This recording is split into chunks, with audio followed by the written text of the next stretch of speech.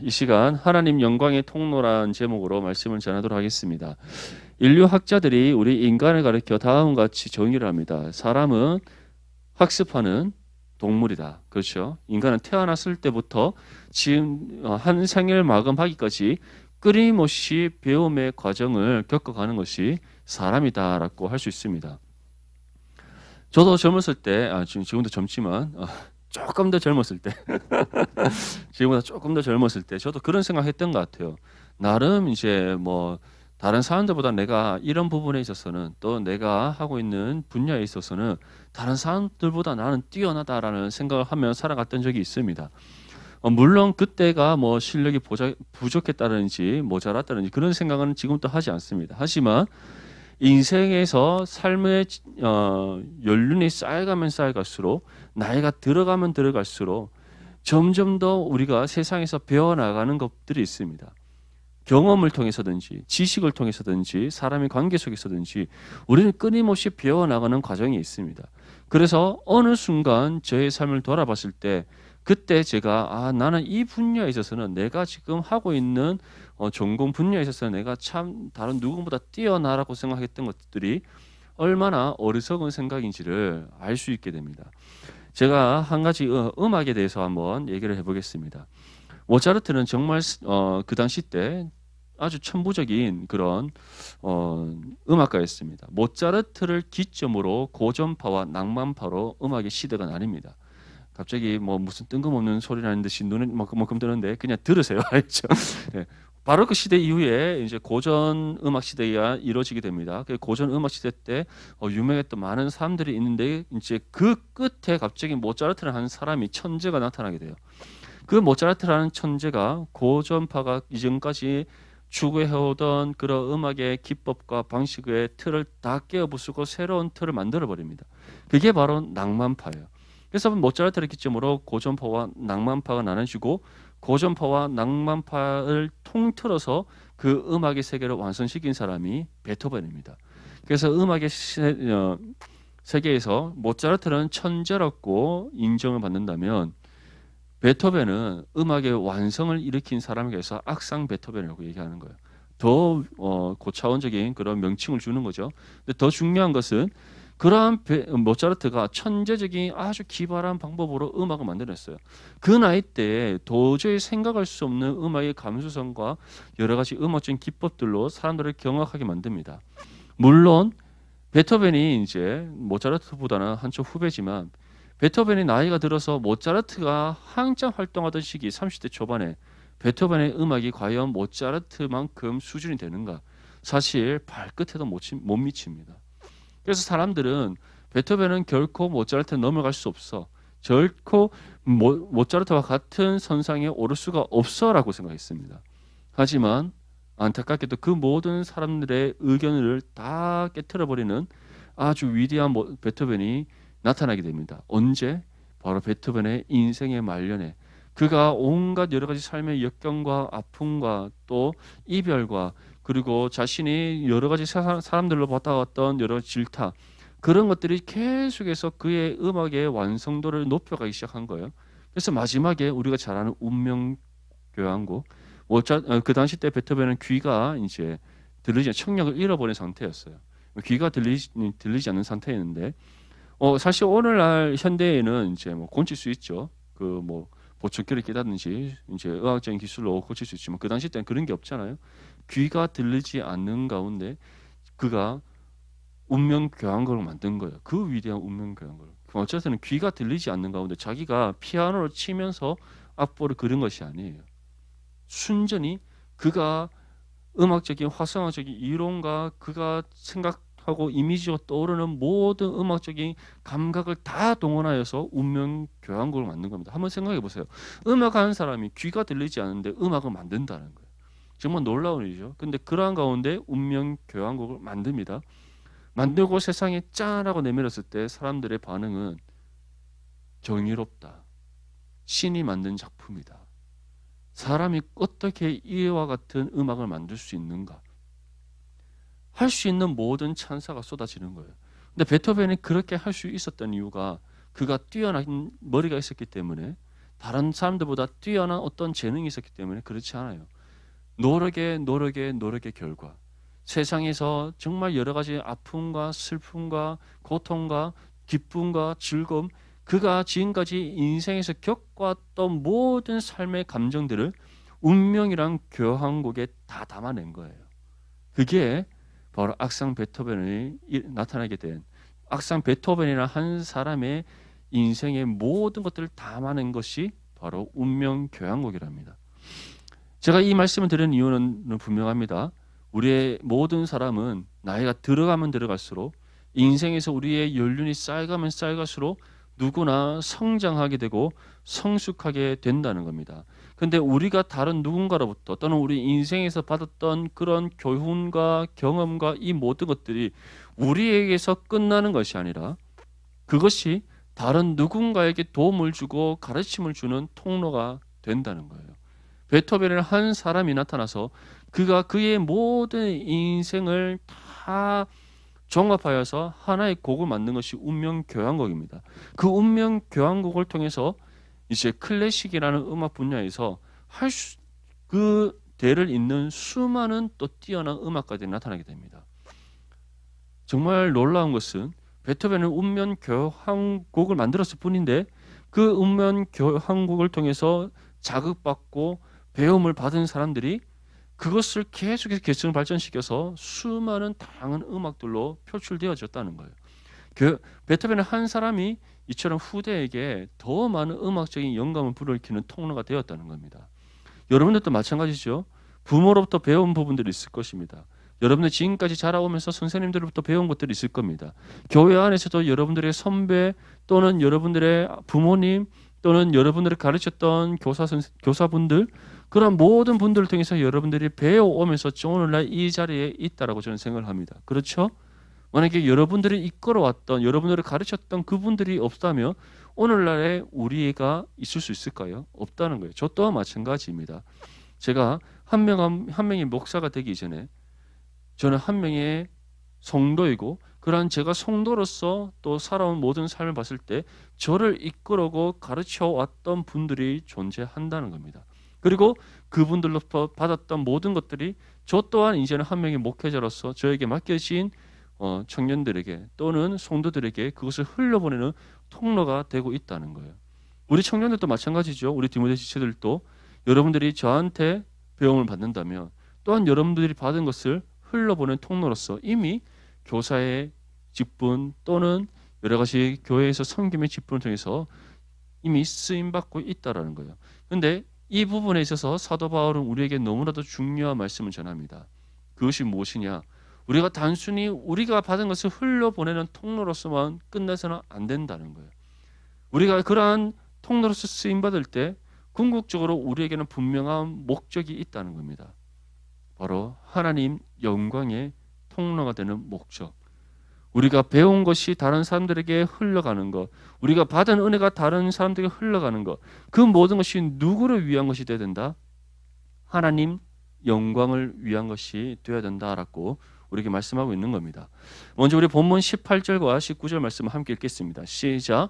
그 후 3년 만에 내가 게바를 방문하였고 예루살렘에 올라가서 그와 함께 15일을 머무는 동안 주의 형제 야고보 외에 다른 사도들을 보지 못하였노라. 아멘.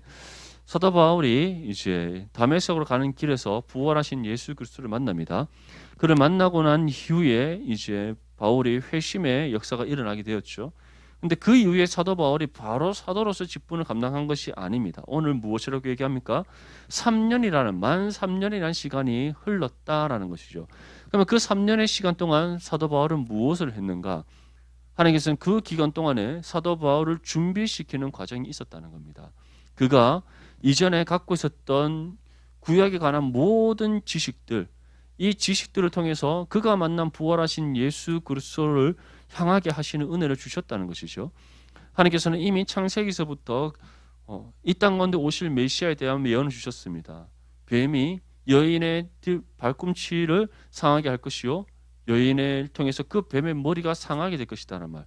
다시 말해 예수님의 죽음은 발 뒤꿈치가 뱀에 물리는 상처에 불과하지만 예수님께서 죽음을 이기시고 부활하신 사건은 사단의 머리가 되는 악의 무리의 머리가 되는 사단이 완전히 짓밟히는 완전한 패배 그리고 완전한 승리를 이루시는 사건이라는 것을 이미 창세기에서부터 예수님께서 말씀하고 있습니다. 구약의 율법에 아주 대단한 학자 중에 한 명이었던 사도 바울은 이 3년의 기간 동안에 예수 그리스도를 향한 그 구속사의 하나님의 사건, 그 인류의 역사 가운데 하나님께서 일으켜 진행시켜 오셨던 그 모든 구속의 계획들이 어떻게 예수 그리스도를 통해 성취되었는가를 정립하는 그 시간들을 가졌다는 거예요. 또한 그것과 함께 예수 그리스도께서 그가 살아생전에 하나님 나라의 복음에 대해서 전하셨던 것, 또 그의 제자를 통해서 일으키셨던 모든 은혜 역사들, 그러한 것들을 묵상하면서 부활하신 예수 그리스도께서 참된 그리스도 되심을 그가 확실한 그 믿음 가운데 생각과 마음과 모든 것을 정립하는 그런 시간들로 가졌다는 것이죠. 주님께서는 그러한 사도 바울이 사도 바울 되게 하시기 위한 3년의 준비 시간을 가지게 하십니다.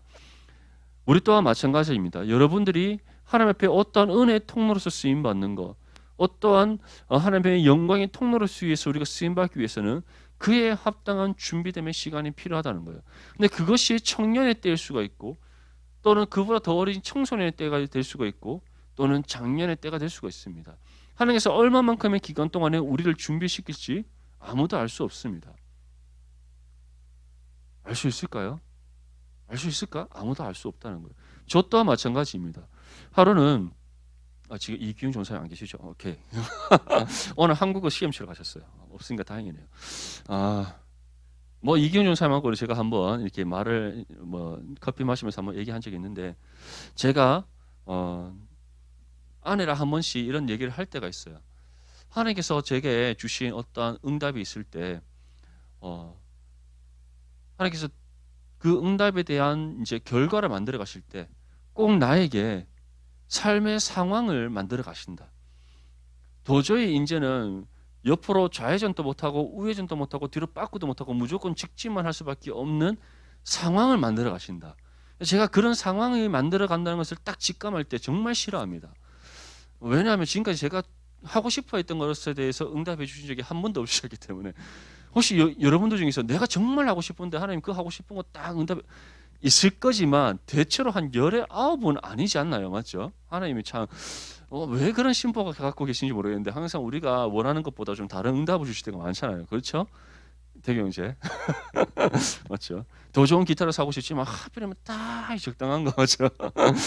그렇게 응답해 주실 때가 있잖아요. 어쨌든 그래서 제가 신대원을 갈 때도 그랬었어요. 정말 저는 이 길이 가기 싫어서 안 갔다보기보다는 그 마음의 순종함이 너무나도 어려웠던 그런 부분들이 있습니다. 여러분들도 그런 거 있을 거예요. 이 길로 가는 것이 맞음을 알매도 불구하고 나의 생각과 마음이 내려놓아지지 않는 그런 순간들이 있습니다. 저 또한 그랬었어요. 그런데 무조건 가야 되는 방향으로 상황을 막 몰고 가시는 거예요. 그리고 제가 이제 신대원 다닐 때도 마찬가지였어요. 신대원 다닌다고 다 목사 되는 거 아닙니다. 제가 학교 다닐 때 저희 학년 중에 딱 60%만 졸업했어요. 40%는 언제 어느새 어떻게 사라진지 아무도 알 수 없습니다. 그만큼 하나님께서 걸러내는 그런 작업들이 있으시더라고요. 저도 그 걸러지는 사람 중에 한 명이기를 간절히 소망했습니다. 근데 안 걸러지더라고요. 그러니까 안 걸러지는데, 안 걸러진다는 것에 대한 확신을 상황을 통해서 계속 만들어 가시는 거예요. 그래서 제가 그런 것들을 겪을 때마다 여러 가지 불안함이 있었는데, 최근에 이제 아내랑 이제 선교에 대해서 이런저런 얘기를 하다가 계속해서 이제 뭐 저는 일반 교회에서 목회를 하고 있으니까 또 주변에 계신 분들이 다 담임을 가셨어요. 그래서 이제 저 또한 똑같은 꿈을 꾸고 있었는데 이기훈 전사님이 나타나셨습니다. 나타났는데 어느 날 느닷없이 나타나셔서 이제 중국 선교에 대한 얘기를 막 듣고, 그러면서 제가 아내한테 이런 얘기를 했죠. 하나님이 또 상황의 문을 열어 가신 것 같다. 갑자기 중국 분이 오신단다. 얘기를 했는데, 제가 이 말씀을 드리는 이유가 무엇이냐면, 우리의 인생의 계획이 우리의 뜻대로 이루어지지 않고 또 모든 것들이 하나님의 준비 기간이 있다는 거예요. 저는 분명히 처음에 하나님의 부르심을 딱 받았을 때 뭔지를 잘 몰랐어요. 하지만 기도하면서 하나님의 응답을 구하면 구할수록 하나님께서 선교에 대한 생각과 마음을 확 열어주셨어요. 근데 그게 벌써 17년이 지났어요. 17년. 근데 저는 지금도 여전히 대한민국 부산광역시 부산진구 양정동에서 살고 있어요. 무슨 말인지 알겠죠? 하나님은 분명히 응답을 해주셨음에 불구하고 저의 상황은 여전히 바뀌지 않는다는 거예요. 근데 그것이 그렇다면 이건 하나님 뜻이 아닌가? 그렇지 않다는 겁니다. 왜냐? 제가 기도할 때마다 하나님께 주신 부르심의 소명을 붙잡고 간구할 때마다 하나님께서는 그에 대한 분명한 응답을 계속해 주시면서 저에게 마음이 흔들리지 마라. 내가 너에게 주는 응답을 놓지 말라는 마음의 문을 계속 두드리고 계신다는 거예요. 그렇다면 왜 상황은 변하지 않고 여전히 저는 이곳에 있는가? 하나님께서 3년이라는 기간 동안에 사도 바울을 준비시켜 주셨듯이 저를 준비시켜가는 여전히 그 과정 속에 있다는 거예요. 저뿐만 아니라 여러분들 또한 마찬가지입니다. 하나님께서는 우리의 모든 삶 가운데 세워놓으신 계획이 있습니다. 그 계획을 하나님의 정하신 뜻을 따라 이루어 가십니다. 근데 그것을 완전히 이루시기 위해 하나님의 준비의 때가 그 기간이 있다는 거예요. 그 기간 동안에 우리는 주어진 삶 속에서 우리에게 맡겨진 일들에 대해 최선을 다해야 됩니다.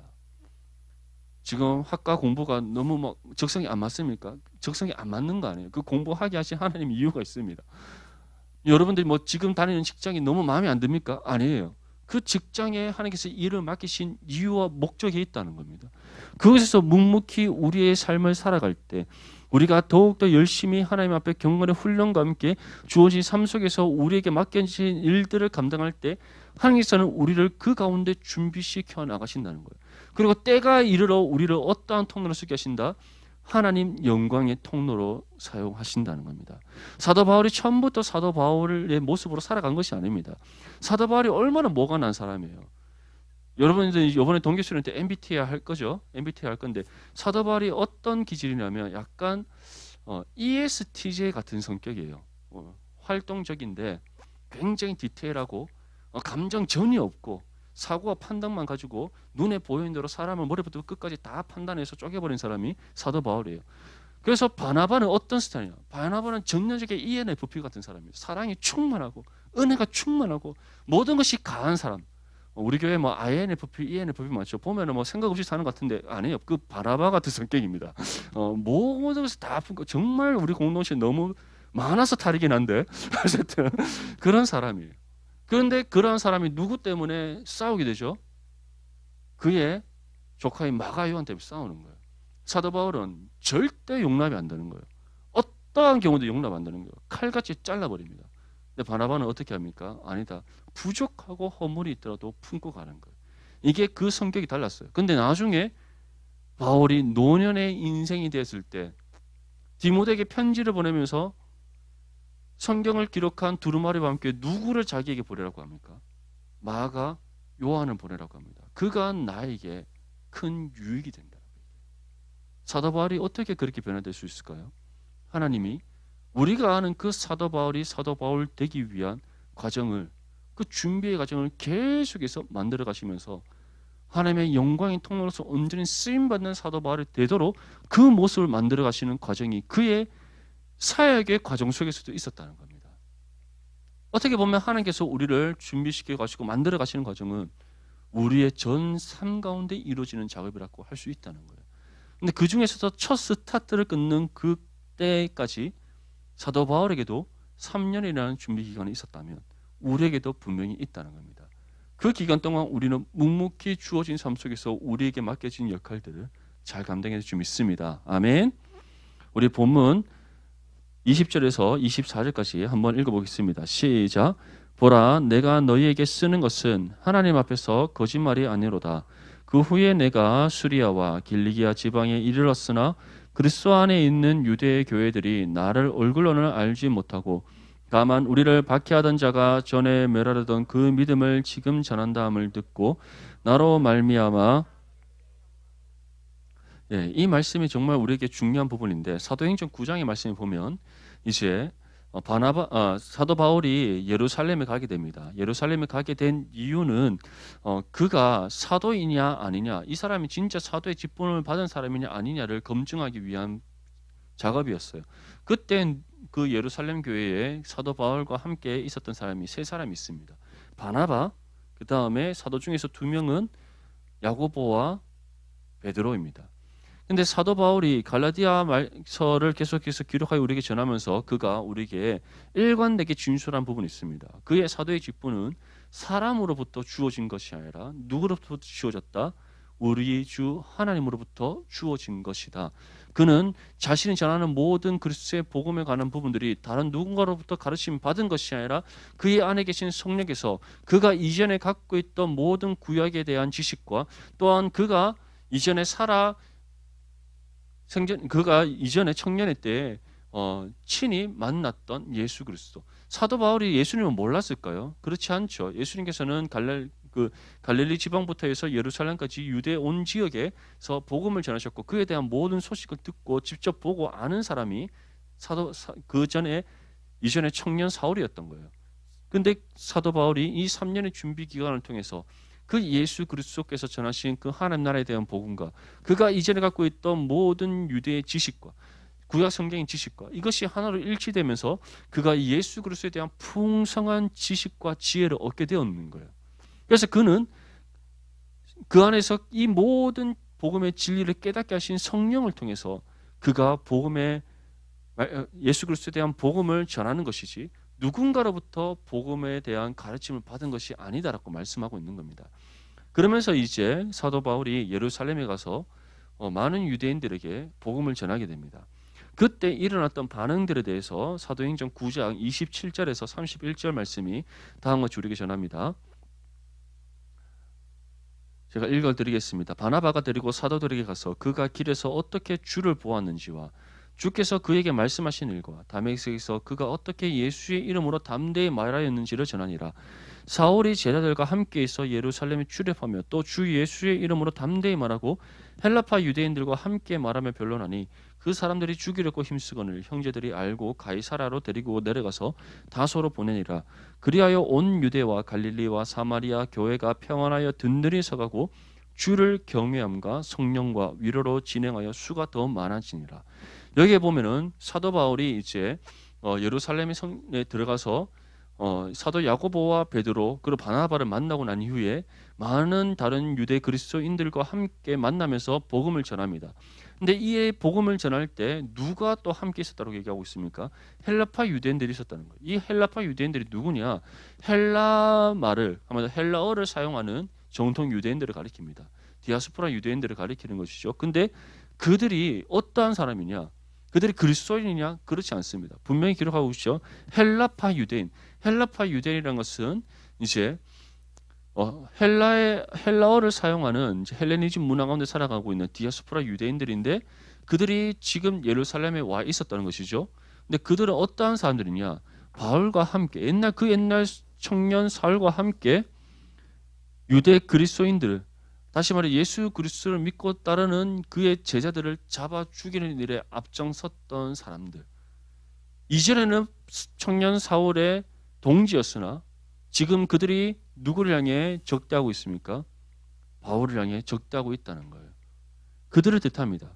그들이 얼마나 배신감을 느꼈겠어요. 맞죠? 이전에 막 스데반 집사를 죽일 때나 또는 그 주변에 예루살렘과 온 유대와 사마리아에 있는 막 세워진 그 초대 교회를 핍박하는 일에는 함께할 때 너무나도 그들이 힘써 도왔지만 이제는 회심하여서 친히 그리스도인이 되고 그들이 이전에 핍박하였던 또 박해하였던 그 교회를 함께 도와가면서 말씀을 전하는 바울을 봤을 때 그들은 너무 화가 난 겁니다. 그래서 바울을 잡아다 죽이려고 하니까 지금 사도들과 제자들이 그를 가이사라로 보냈다가 다시 그의 고향 다소로 보내버린 거예요. 피하게 만든 거죠. 하지만 그 이후에 바울이 복음을 전함으로써 그 복음의 은혜를 받은 그 사람들이 앞으로 어떻게 되었다고 우리에게 표현하고 있습니까? 온 유대와 갈릴리와 사마리아 교회가 평안하여 든든히 서갔다는 겁니다. 사도 바울은 단순히 예루살렘에 왔다가 그 주변에서 만난 제자들과 또는 세워진 교회에 찾아가서 그가 만난 예수 그리스도에 대해서 전하고 그가 깨닫게 된 복음의 진리를 선포했을 뿐입니다. 하지만 그 말씀의 은혜를 받은 그 사람들이 바울을 통해서 어떻게 되었다는 겁니까? 더 믿음이 확고해지고 견고해지고 그들이 연합하고 함께 협력하여서 그들이 섬기는 교회를 든든히 세워나가는 은혜의 결과가 이루어졌다는 거예요. 그 다음에 또 어떻게 말씀하고 있습니까? 주를 경외함과 성령의 위로로 진행할 수가 더 많아지라. 이제는 그들이 두려워하지 아니하고 바울로부터 받은 그 은혜의 복음을 담대히 세상 가운데 전파했다는 거예요. 증거했다는 거예요. 아무런 거리낌 없이, 그 어떤 한치의 흔들림 없이 그들이 받은 은혜대로 믿음으로 반응하여서 그리스도의 복음을 자신의 삶 가운데 살아내고 입술을 열어 전파했다는 거예요. 그러했더니 하나님께서 예비하신 영혼들이 교회로 끊임없이 쏟아져 들어오더라. 그런 은혜의 역사가 일어나게 되었다는 겁니다. 사랑하는 우리 디모데 지체들, 우리가 앞으로 감당해야 될 하나님 영광의 통로는 세상에서 우리가 그 어떠한 흔들림 없이 담대히 우리에게 주어진 복음을 살아내는 겁니다. 담대히 예수 그리스도의 복음을 증거하는 겁니다. 우리 청년들 만날 때, 우리 지체들 만날 때 전도에 대해서 또는 영혼 구원에 대해서 얘기를 하면은 항상 듣게 되는 대답이 있습니다. 저는 주변에 친구가 없는데요. 그런데 중요한 건 복음을 꼭 친구한테만 전해야 됩니까? 아니에요. 여러분들 혹시 캠퍼스 전도 같은 거 해보셨어요? 캠퍼스 전도 가면 여러분들 친구한테 가서 내가 오늘 캠퍼스 전도 가니까 너 몇 시 몇 분까지 어디 나와라 이렇게 얘기하고 가지 않잖아요. 한 손에는 전도지 들고, 맞죠? 한 손에는 뭐 사탕 좀 들고 가서 복음을 전하는 겁니다. 그렇죠?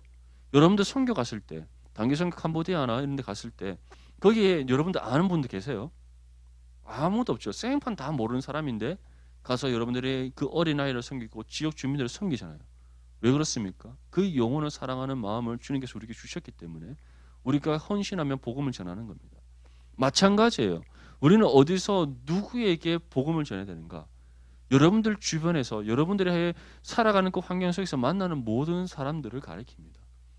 꼭 청년일 필요도 없고 꼭 어른일 필요도 없고 꼭 어린아이들 필요 없습니다. 누구든지 우리가 받은 은혜대로 우리가 먼저 받은 예수 그리스도의 복음, 우리가 그 예수님께서 베풀으신 은혜와 복음에 비친 사람임을 우리가 믿는다면, 그 은혜가 우리 가운데 값없이 베풀으심을 우리가 믿는다면 우리는 마땅히 우리에게 주어진 복음의 진리를 전하고 우리가 받은 은혜를 나누는 삶을 살아가야 됩니다. 그것이 바로 하나님 영광의 통로로서 쓰임받는 삶이라는 거예요.